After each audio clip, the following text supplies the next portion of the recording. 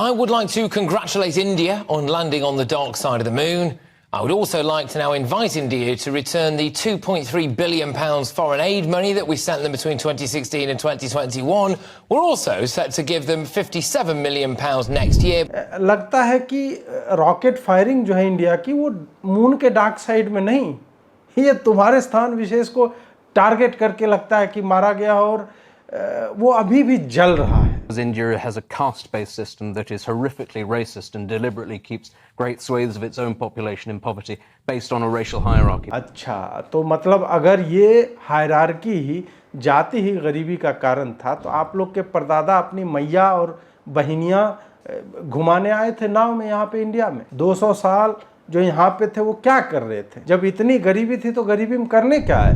45 से 47 trillion dollar आज के पैसे में तुम लूट करके ले गए. तुम्हारी महारानी के, अब तो मर ही गई वो बुढ़िया, तुम्हारा जो राजा है वो जो पहनता है ना उसके चड्डी के धागे तक किसी ना किसी कॉलोनियल जो बेचारे कॉलोनाइज्ड राष्ट्र होंगे, चाहे अफ्रीका के हो या इंडियन सब कॉन्टिनेंट हो, धागा तक साले तुम पहनते थे हमारा दिया हुआ. नमस्कार दोस्तों, जब से चंद्रयान 3 ने प्रॉपर लैंडिंग की और एक भी आप कह सकते हैं कि अपने पाथ से थोड़ा सा भी नहीं भटका और जिस प्रेसिजन के साथ लैंडिंग हुई, तब से कुछ लोगों के स्थान विशेष में जो है अत्यधिक पीड़ा और वेदना, दुख, दर्द, कष्ट, असही मतलब इस तरह की पीड़ा का आभास हो रहा है. और इसमें भारत के लोग तो हैं जिसका हमने कल वाले वीडियो में कई लोगों को आप लोग को दिखाया, लेकिन एक और दूसरा ग्रुप है, वो है विदेशियों का. उनकी ऐसी जली पड़ी है और ख़ास करके जो अंग्रेज़ हैं, ब्रिटेन वाले, उनके जलन पे जो है मुझे दया भी आती है और कह सकते हैं कि थोड़ा बहुत क्रोध भी आता है. आइए सुनते हैं उनके मतलब वीडियो के कुछ अंश और उसके ऊपर मैं अपनी प्रतिक्रिया दूंगा. I would like to congratulate India on landing on the dark side of the moon. I would also like to now invite India to return the £2.3 billion foreign aid money that we sent them between 2016 and 2021. We're also set to give them £57 million next year. But I think the British taxpayer should keep hold of that, don't you? अब यहाँ पे ये व्यक्ति बोल रहा है कि भारत को मैं इनवाइट कर रहा हूँ कि जो हमने एड मनी तुम्हें दिया है $2.5 बिलियन के लगभग 16 से 21 तक, वो जो है हमें लौटा दो क्योंकि तुम्हारे पास अपना स्पेस प्रोग्राम है, तुम बहुत ज़्यादा अमीर हो गए हो. पहली बात तो ये है कि तुमने ये जो एड है ये तुमने हमें नहीं दिया, इंडिया को नहीं दिया. इंडिया को इस अधोजटाओं के जो त्याज्य गुच्छ होते हैं उससे भी निचले दर्जे का ये 2.5 बिलियन में हमारा क्या होगा यार? ये तुमने अपने प्रोपेगेंडाबाज एनजीओज को दिया है जो भारत में रह कर के भारतीय राष्ट्र के विरोध में तरह तरह के षड्यंत्र रचते रहते हैं. तो उनको तुमने दिया, भारत को नहीं दिया. इसलिए ये जो है ना मैग्नानिमिटी का ये जो अपने ऊपर एक लाद करके चल रहे वो त्याग दो. We should not be giving money to countries with a space program.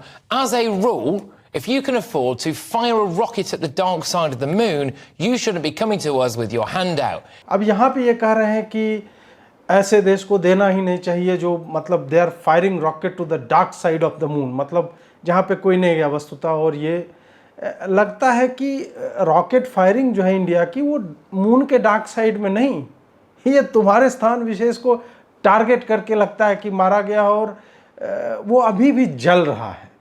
और वो अभी इतना जल रहा है कि उसकी जलन तुम्हारे मतलब चेहरे पर भी उसकी मलिनता जो है दिख रही है. तो भाई अगर वहीं पे लैंड कर गया है, मतलब हमने तो देखा विजुअल्स की चांद पे लैंड किया, हाँ वहाँ गड्ढे भी थे काले काले रंग के कुछ कुछ, तो अगर वो ब्रिटिशर्स के हैं, और सॉरी तुम लोग का तो कोई स्पेस प्रोग्राम है नहीं, तुम लोग तो वहाँ तक पहुँचे नहीं. खैर जो भी मतलब अगर सांकेतिक तौर पे ही उसे माना जाए कि वो अगर ब्रिटिशर्स के स्थान विशेष या पृष्ठभाग या जो भी आप जिन शब्दों से आप उन्हें नवाजना चाहे वो कहें, तो वहाँ पे अगर गिर गया गलती से, वैसे तो हम लोगों ने बहुत सपाट धरती चुन करके ही वहाँ लैंड किया था, लेकिन अगर वहाँ तुम्हारे स्थान विशेष हैं जहाँ सूर्य नहीं चमकता, लिटरली एंड फिगरेटिवली वहाँ नहीं चमकता, तो फिर निकाल लो यार, अपना ही हाथ बढ़ाओ, ऐसे करके पीछे से निकाल लेना, और क्या करना है. India reportedly has 229 million people living in poverty. According to the UN, it's the highest number anywhere in the world. It's also the fifth largest economy in the world with an annual GDP of around $3.75 trillion. यहाँ पे ये कह रहे हैं कि पांचवी सबसे बड़ी अर्थव्यवस्था है।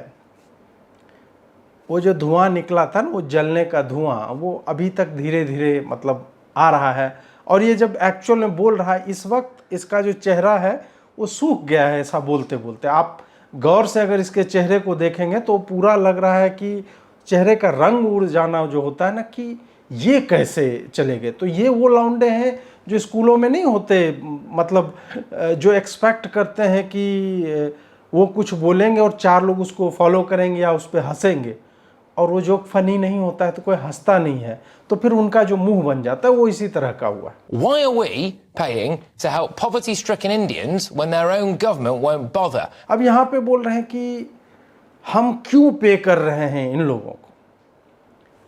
भाई जो तू पे करता है वो एक बार नहीं यार, 50 बार हमने जो है बताया है तुमको कि वो तुम्हारे प्रोपेगेंडा वाले एनजीओ के लिए है।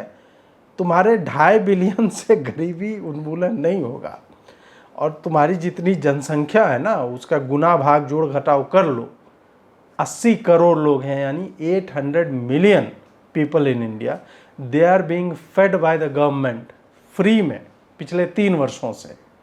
तो तुम जो ये ऊँट के मुंह में जीरा टाइप का दे रहे हो और उसे लग रहा है कि उसी से हमारा स्पेस प्रोग्राम चल रहा है या गरीबी उन्मूलन हो रहा है, तो ऐसा नहीं है। पिछले 9 वर्षों में हमने कितने लोगों को गरीबी से निकाला है, निर्धनता से। वो अगर देख लोगे ना वो डेटा, तो तुम्हारा स्थान विशेष जो है फट के फ्लावर हो जाएगा। There is a strong case for foreign aid.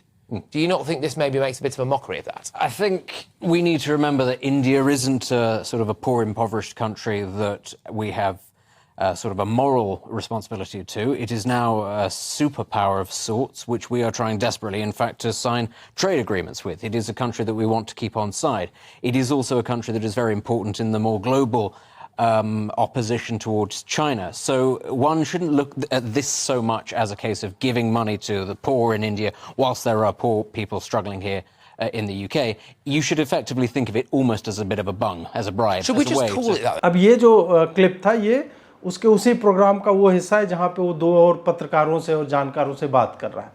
यहाँ पे एक जानकार ने कहा कि नहीं इंडिया से हमें दोस्ती रखनी चाहिए क्योंकि चाइना को बैलेंस करना है, हमें इसे एक ब्राइब की तरह देखना चाहिए कि हम इंडिया को मतलब साले तुम इंडिया को इतना मतलब नीचे गिरा हुआ समझे, तुम्हारे $2.5 बिलियन से इंडिया जो है तुम्हारी तरफ आ जाएगा।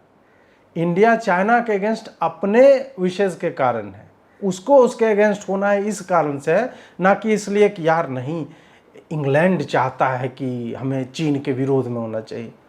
तो ये जो 2.5 बिलियन दिया था तो 2.5 ट्रिलियन दे देते, तो हम लोग तुम्हारे कहने पे तुम लोग भेज रहे हो ना भाई अपने सिटीजन्स का पैसा जो है भेज रहे हो ना यूक्रेन, तो वहाँ नहीं भेजते, फिर भारत भी तुम्हारे साथ हो जाता।